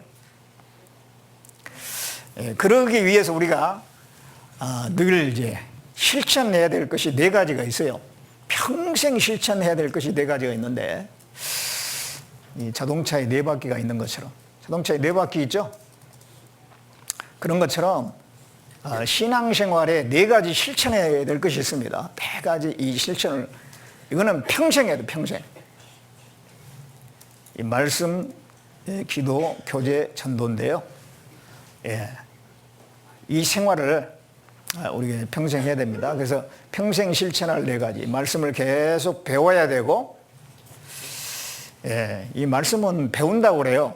성경을 읽는다라고 하는 표현도 쓰지만, 이렇게 배우는 게 맞아요. 읽는 거는 그냥 지식적으로 읽는 건데요. 배운다는 것은 그것을 실제로 내가 내 것으로 받아들이고 내가 그것을 행하려고 하는 거. 이게 배우는 거거든요. 그래서 우리는 말씀을 계속 배웁니다. 그리고 기도 생활을 합니다. 그리고 교회, 교제라고 하는데, 이건 이제 구원받은 그리스도인들끼리의 사귑, 함께함. 그게 교제인데요. 그게 교회입니다. 교회 생활을 하고, 그 다음에 전도. 이 네 가지를 이제 평생 실천을 하면서 신앙이 성장해 가는 거예요. 근데 이제 막 구원받은 사람에게는 이 네 가지 중에서 뭐가 제일 중요하냐 그러면 이게 중요해. 교회 생활을 하면 나머지는 따라와요. 교회 생활을, 교회에 나오지를 않는다. 그러면은 나머지는 다 안 돼. 그러니까 이 교회 생활, 교제 생활을 먼저 잘 해야 되는 겁니다. 그래서 먼저 이제 우리가 해야 될 것 중에 교회 생활, 교제 생활에 대해서 하나님 어떻게 말씀하시냐면, 여기에 너희는 내가 일러준 말로 이미 깨끗하였으니 내 안에 거하라. 나도 너희 안에 거하리라. 가지가 포도나무에 붙어있지 않으면 절로 과실을 맺을 수 없음 같이 너희도 내 안에 거하지 않으면 그러하리라. 그러니까 너희는 내가 일러준 말로 이미 깨끗했다는 것은 그동안 말씀을 듣는 가운데 죄사함을 받았다. 그게 깨끗해진 겁니다. 죄사함을 받은 상태. 그 다음에 내가 뭘 해야 되나? 그랬을 때 여기에 내 안에 거하라 그랬어요. 죄사함 받았으면 그 다음에 할 일이 주님 안에 거하는 거예요. 그것을 이제 포도나무와 가지로 설명했어요. 가지가 포도나무에 붙어 있는 것 같이 주님 안에 붙어 있으라 이거죠. 가지가 포도나무에 붙어 있으면 절로 과실을 맺지 않습니까? 안 붙어 있다. 뭐 과실을 맺을 수가 없죠. 그러니까 구원받고 나서 가장 먼저 할 일이 주님 안에 거하는 거예요. 주님 안에. 그럼 주님 안에 어떻게 거하는가? 주님 안에, 주님 죽으시고 부활하시고 저 하늘에 승천하셨다고 말씀드렸잖아요. 근데 그 주님 안에 어떻게 거하느냐 이 말이죠. 주님의 그 교회 가운데 거하는 것이 주님 안에 거하는 겁니다. 교회 안에. 이 요한일서 3장 23절에 이런 말씀을 하고 있는데요. 그의 계명은 이것이니 곧 그 아들 예수 그리스도의 이름을 믿고 그가 우리에게 주신 계명대로 서로 사랑하는 것이니라. 믿고 믿어서 구원을 받고 그 다음에 서로 사랑. 그 믿은 사람, 구원받은 사람끼리 서로 사랑하는 것. 이게 그 계명이라는 겁니다. 근데 그 계명들을 지키는 자는 주 안에 거하는 거다 그랬어요. 그러니까 예수님을 믿어가지고 구원을 받고 그 다음에 구원받은 사람끼리 서로 모여서 서로 사랑하고 함께하는 것. 이게 계명인데 그런 계명을 지키는 것은 주 안에 거하는 거다. 그러니까 구원받은 사람끼리 서로 사랑하고 함께하고 동고동락하는 것이 그게 주님 안에 거하는 거예요. 주님 안에. 그래서 이 주님 안에 이 거하는 것에 대해서 성경을 이렇게 쭉 보면 그게 정확히 맞습니다. 구원받은 그리스도인의 연합체 안에 내가 거하는 거예요. 거기에서 모든 것이 공급이 되는 겁니다. 그 이스라엘 민족들을 보면요. 이스라엘 민족들이 이제 광야에서 40년 생활한 적이 있거든요. 그래서 그들이 이제 일정한 위치가 있어요. 무슨 지파는 여기에 진을 치고, 무슨 지파는 여기에 진을 치고, 다 해가지고요. 동서남북으로 위치를 정해가지고, 그리고 맨 가운데는 성막이 있고요. 구름기둥, 불기둥이 그 위에 있었습니다. 그걸 중심으로 해가지고 딱 각각의 위치가 있어요. 그걸 진이라고 합니다. 진. 그 진 안에 딱 거해야 됩니다. 그러면은 만나가 내렸어요. 만나가 하늘에서 만나라는 음식이 내렸는데 그게 저기 뭐 들판에 내린 게 아니에요. 진중에 내렸다고 그러죠. 진중에. 그 진중에 내렸어요. 그리고 또 구름기둥, 불기둥도 바로 그 진 안에 있습니다. 그래서 불기둥 같은 경우는 밤에는 추우니까요, 또 보온을 해주고, 구름기둥은 낮에는 또 햇빛이 너무 쨍하니까 또 그늘을 만들어주고, 그게 다 그 진 안에 있을 때 그랬다는 거죠. 근데 그 진에서 멀어져 버렸다, 어떤 사람이. 그러면 그런 보호를 받지도 못하고 공급도 받지도 못하는 거죠. 그걸 통해서 교회 생활을 설명하는 겁니다. 광야 생활은 광야 교회라고 그랬어요. 그러니까 지금 구원받은 그리스도인들이 모여있는 그게 이제 교회인데, 그 교회 안에 있을 때 하나님께서 그런 공급을 해주는 겁니다. 만나를 공급하듯이 말씀을 공급해 주세요. 교회 내에 있으면 이 말씀을 계속 깨달아가는 거예요. 저도 구원받고 나서 다행히 지금까지 계속 교회 안에 있었거든요. 그러다 보니까 말씀을 많이 배우게 된 거죠. 저 혼자 성경 읽어가지고 깨닫는 거는요, 한계가 있어요. 그런데 다른 전도인이 또 성경 읽어서 깨달은 거 전해주니까 그거 들으면서 아, 그렇구나 하고 배우고. 그러니까 전도인이 10사람이다 그러면 10사람 것을 내가 배우잖아요. 100사람이다 그러면 100사람 걸 내가 배우잖아요. 우리 교회 안에 있으면 얼마나 전도인이 많아요. 또 형제자매들이 얼마나 많아요.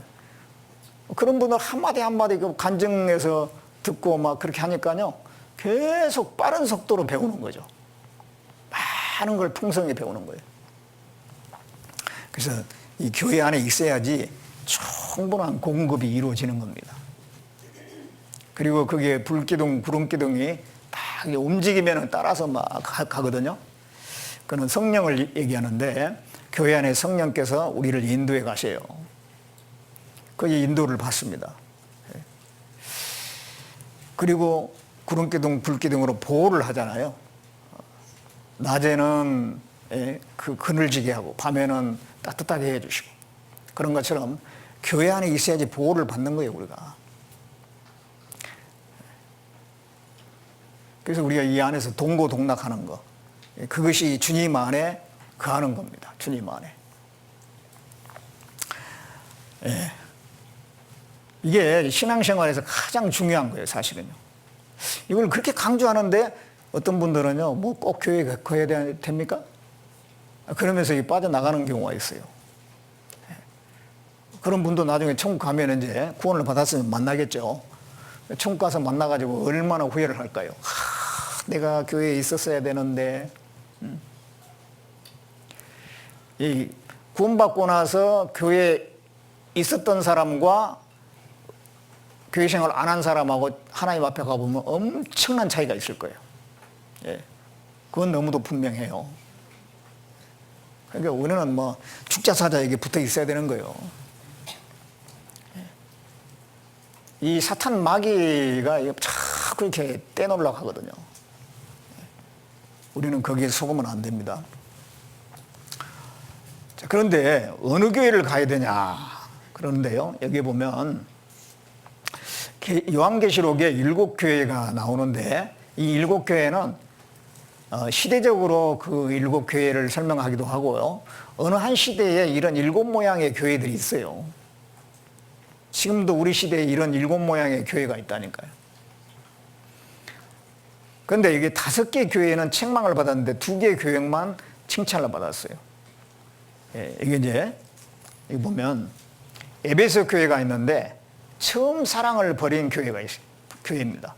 이런 교회가 있습니다. 한때는 복음이 전해졌어. 근데 지금 형식만 남고 정말 하나님의 사랑이 없고 복음이 전해지지 않는 교회가 많이 있어요. 그런가 하면 버가모 교회가 있어요. 이거는 세상과 짝한 교회. 세상에 많은 그런 유행 같은 걸 다 받아들여 가지고 교회인지 세상인지 모르는 그런 데도 있습니다. 두아디라 교회는 거짓 선자를 용납한 교회인데, 예, 아주 이단 교회가 있어. 이단적인 교리를 받아들인, 뭐 이거 일일이 다 설명할 수는 없는데, 하여튼 예, 대표적으로 뭐 무슨 천지 뭐 이런데, 예. 그런데 그 아주 처음부터 시작이 이게 잘못되어 있는 거거든요. 예. 그런가 하면은 4대 교회가 있어요. 4대 교회. 이거는 믿음이 있는데 행함은 없는 이런 데도 있습니다. 그러니까 뭐 구원받았다고 거기 있는 분들이 구원받은 분들이라고 하는데 거기에 딱 멈춰 있어. 그 이상 이게 진전이 안 되는 그런 데도 있습니다. 예. 그런가 하면은 라오디게아 교회가 있어요. 아주 미지근한 교회. 예, 이것도 아니고 저것도 아니고. 그 교회는 상당히 이제 경제적으로 수준이 있고 규모도 크고 하지만은 그 안에 참된 신앙이 없는 그런 아주 미지근한 교회도 있습니다. 다 책망을 받았어요. 그런데 이 서머나 교회는 주를 위해서 핍박받는 교회. 지금 우리 시대에도요. 그 구원받은 것 때문에 핍박받는 그런 사람들이 꽤 있어요. 예. 그런가 하면은 빌라델비아 교회는 복음이 힘있게 전해지는 교회예요. 그러니까 여기 보면 책망받은 교회가 더 많죠? 예. 정말 칭찬받은 교회는 적어요. 예. 그래서 지금 우리 시대에 그렇습니다. 정말 교회라고 하는 간판을 걸고 있는데 하나님과는 상관없는 그냥 뭐 교인들이 모여 있는 실제 하나님과는 상관없는 그런 교회도 많이 있습니다. 그러니까 이 교회를 잘 골라야 돼요. 교회를 잘 고르지 않으면은 그 다음에 그 신앙생활을 실패하게 돼 있습니다. 그냥 내 가까운데 내 걸어서 한 5분 거리에 대형 교회 하나 있던데 거기 다니면 되지 않는가. 그런데 생명이 없는 교회도 많습니다. 말씀이 제대로 전해지고 복음이 제대로 전해지는 데를 가야 돼요. 여기에 성경적인 교회의 요건이 있는데요. 구원받은 사람들이 연합쳐야 됩니다. 숫자가 많든 적든 간에 확실히 구원받은 사람들이 있어야 되고 그다음에 올바른 말씀이 전해져야 돼요. 말씀의 가르침이 있어야 돼요. 그리고 친밀한 성도 간의 친밀한 교제가 있어야 돼요. 구원받은 사람들이 서로 그렇게 가깝게 지내고 그래야 되는데 어떤 교회는 대형 교회 하루에 몇 부 예배를 드립니다. 그런데 그 예배 시간에는 막 구름대같이 몰려오는데 그 끝나고 나면 다 썰물같이 다 빠져나가 버려요. 서로 간에 교류가 없어. 그 사랑이 없는 겁니다. 그 교회가 아닙니다. 그리고 이제 복음 전도를 위한 기도와 협력과 희생이 있어야 돼요. 계속해서 복음을 위해서 함께 수고하고 협력하는 게 있어야 됩니다. 그러면서 구원의 역사가 계속돼야 돼요. 이게 성경적인 교회의 요건이에요. 이런 교회가 있으면 거기에 딱 붙어가지고 계속 신앙생활을 하면 됩니다. 여기 와서 말씀을 듣고 구원을 받았다. 여기에 하나님이 역사하기 때문에 복음이 있기 때문에 생명이 있기 때문에 그렇습니다. 여기에 계속 붙어 있으면 되겠죠. 그래서 이 교회 생활이 중요하고요. 그 다음에 이제 말씀을 계속 또 배워야 되는데 갓난 아이들 같이 순전하고 신령한 저지를 사모하라 그랬습니다. 젖이 있고 밥이 있는데요. 이제 갓 태어난 사람은 밥을 먹기 어렵죠. 밥 못 먹죠. 저지를 먹어야 돼. 그런 것처럼 이제 막 구원받은 분들은 성경 혼자 읽으려고 하면 되게 어려워요. 근데 앞에서 이제 설교하는 분이 성경 읽어가지고 쉽게 해가지고 전달해 주는 게 설교예요. 적과 같은 겁니다. 그걸 계속 들어야 되죠.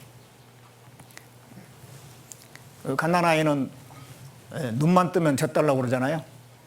그런 것처럼 처음에 받고 나서는 계속 이 말씀을 들어야 돼요. 말씀.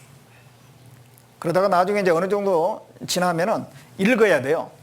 평생에 자기 옆에 두고 읽어서 그 하나님 여호와 경외하기를 배우며 읽는 것은 그냥 읽어가지고 뭘 알려고 읽는 게 아니라 배우기 위해서 하는 거예요. 그거 실천하려고. 그리고 그것을 행해야 돼. 그래야지 그 신앙이 자라는 겁니다. 우리 신앙생활의 힘은 말씀에 있어요. 요한복음 6장 63절에 보면 내가 너에게 이르는 말이 영이요 생명이라 그랬습니다. 우리 신앙생활에 심은 이 말씀, 정말 가능하다면은 하루에 많은 시간을 이 말씀을 읽고 생각하는 데 보내는 것이 좋아요. 그럴수록 이제 신앙에 힘이 생기는 거거든요. 예. 그리스도인의 특징은 감사와 기쁨인데,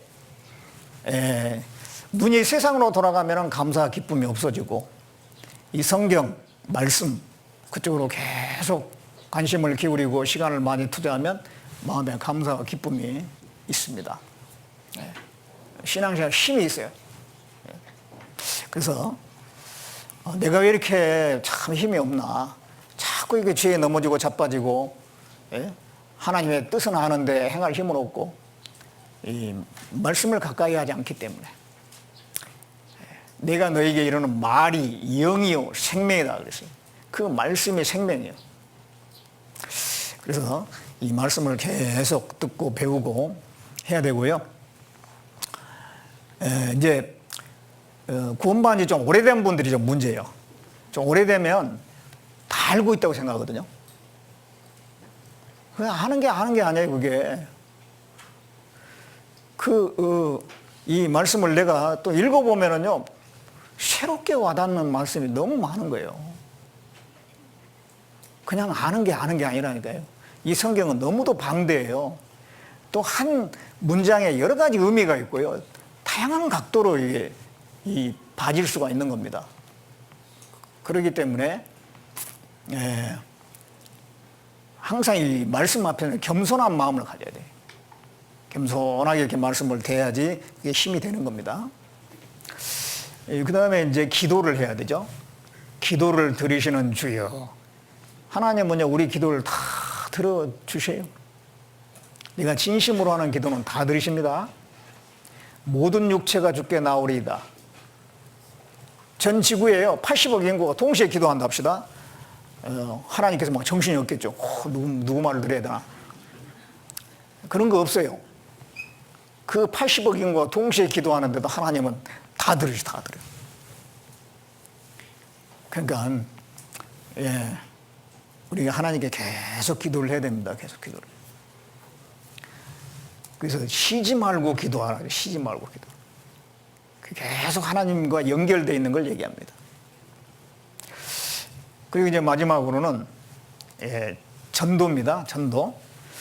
너희는 온 천하에 다니며 만민에게 복음을 전파하라. 그랬어요. 만민에게 복음을 전파하라. 이게 전도의 사명을 우리에게 맡기셨는데요. 처음에 이제 구원받고 나면 가족에게만 전도합니다. 이제 가족 구원받았으면 끝난 줄 알았는데 그건 아니에요. 또 이웃에게 더 넓게 이제 온 세계에 전도하는데 참여를 해야 되죠. 전도를 왜 해야 되느냐? 하나님의 명령입니다. 뿐만 아니라 한번 생각을 해보셔요. 누가 전도를 안 해줬다라면 내가 구원을 받았겠냐 이 말이에요. 그럼 나를 전도하기 위해서 어떤 분이 수고했잖아요. 그럼 그 사람을 전도한 사람이 또 있을 거 아니야? 또 그 사람을 또 전도한 또 있을 거 아니야? 그런데 과거로 계속 올라가면 누가 나오겠어요? 예수님의 제자들까지 올라갑니다. 예수님의 제자들. 그런데 예수님의 제자들은요, 그 복음을 전해주려고 사도 요한 말고는 다 순교했어요. 뿐만 아닙니다. 기독교 역사 가운데 순교자가 6천만, 7천만 된다고 그래요. 우리에게 또 다른 사람에게 복음을 전해주기 위해서 또 나에게까지 복음이 전달되기 위해서 그 수많은 희생들이 있었거든요. 그런데 나는 그 복음을 탁 전해받고 내 선에서 딱 끝나면 되겠어요? 또 다른 사람이 전해줘야죠.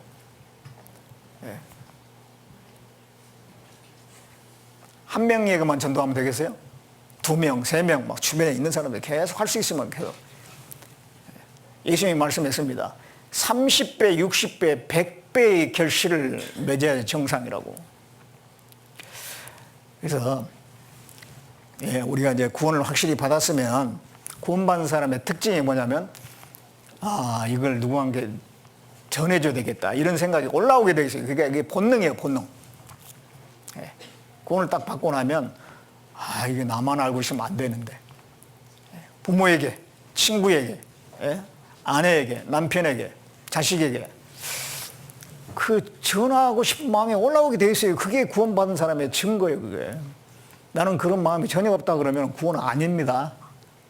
구원받은 사람은 그럴 수가 없어요. 그래서 그러한 본능을 따라서, 또 하나님의 명령을 따라서, 또 우리가 받은 은혜가 있으니까 전하는 의미에서, 그런 의미에서 우리는 복음을 나머지 생애 가운데 계속 전해야 되는 겁니다. 그래서 4가지 말씀, 기도, 교제, 전도 이제 평생 하다가 주님 앞에 가면 하나님이 우리를 칭찬해 주십니다. 상과 영광으로 갚아주실 겁니다. 여기까지 제가 말씀드리고요. 여기 이제 성찬식이 준비되어 있는데, 우리가 이런 성경 강연의 마지막 날에는 성찬식을 꼭 합니다.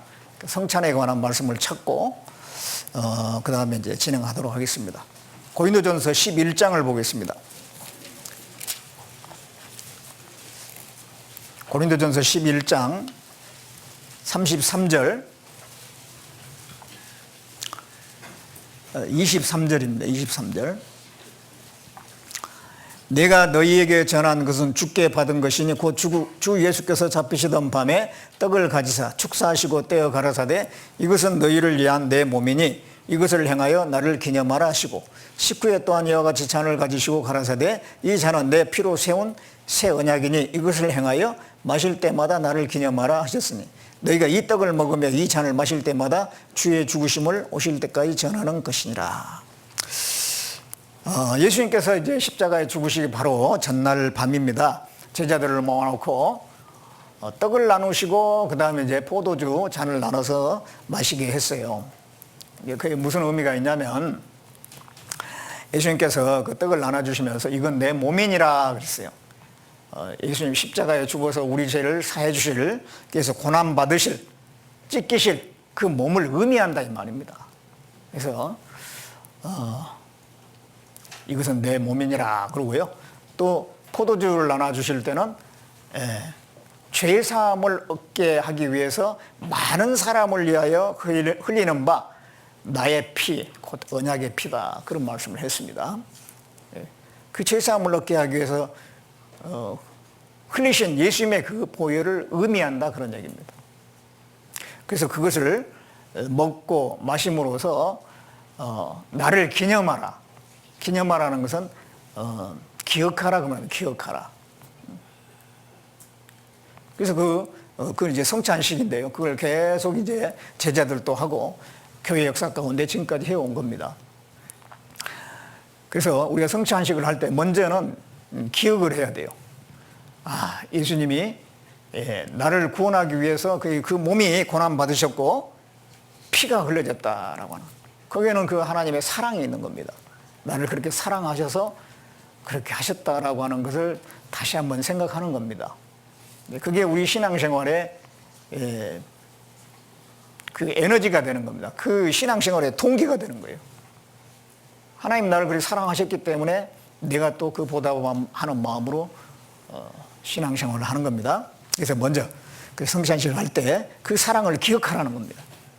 그리고 두 번째는 너희가 이 떡을 먹으며 이 잔을 마실 때마다 주의 죽으심을 오실 때까지 전하는 것이라. 이 하나님의 그 사랑과 은혜를 나만 알 것이 아니라 또 다른 사람에게 전해야 된다는 그 사명을 다시 한번 일깨워라 그 말입니다. 전도의 사명, 그걸 잊어버리면 안 되거든요. 그걸 우리가 성찬식 할 때마다 이 복음을 내가 또 다른 사람에게 전해야 되는구나, 그 사명을 다시 한번 일깨우는 것이 필요합니다. 그리고 이 떡을 떼는데 이 떡이 한 떡이에요. 우리가 한 떡에 참여하는 것은 한 피바다 한 몸 이룬 형제 자매라는 거예요. 그래서 우리는 하나이기 때문에 서로 사랑하고 연합해야 됩니다. 혹시 뭔가 어그러져 있고 미워하고 이런 분이 있다면요, 하나님께 회개하고 정말 다시 마음을 화해를 하고 사랑을 하고 다시 연합을 해야 돼요. 그런 마음으로 이 성찬식에 참여를 해야 됩니다.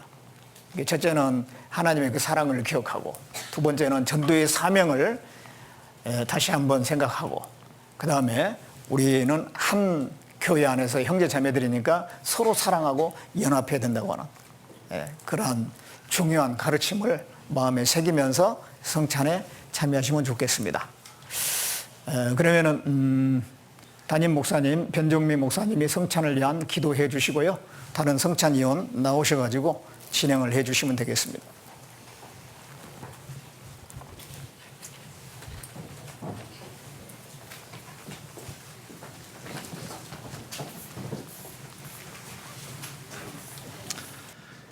함께 기도드리겠습니다.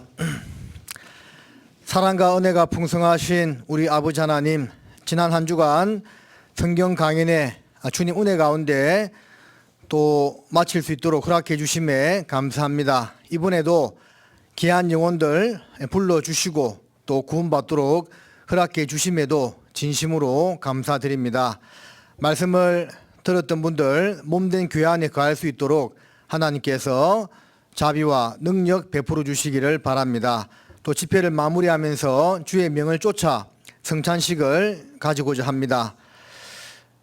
떡과 떡을 떼고 또 포도주를 마시면서 주님께서 저희들의 구원을 위하여 살이 찢겨지시고 또 피가 흘려졌음을 기억할 수 있도록 도와주시고, 또 다 한 떡에 참여한다는 말씀처럼 우리가 주의 사랑으로 하나 되었음을 기억할 수 있도록 허락해 주시기를 바랍니다. 또한 자신을 돌아보는 가운데 주님 보실 때 합당치 못한 것이 있었다면 반성하고 이 성찬식에 참여할 수 있도록 도와주시옵소서. 이 떡을 먹으며 이 잔을 마실 때마다 주의 죽으심을 오실 때까지 전하라는 그 말씀을 쫓아서 또한 성찬식에 참여하면서 주님의 복음을 오시는 그날까지 전할 것을 각오를 다지고 참여할 수 있도록 도와주시옵소서. 함께해 주신 주님께 찬양과 감사와 영광을 돌려오며 우리를 사랑하시는 예수님의 이름으로 기도드립니다. 아멘.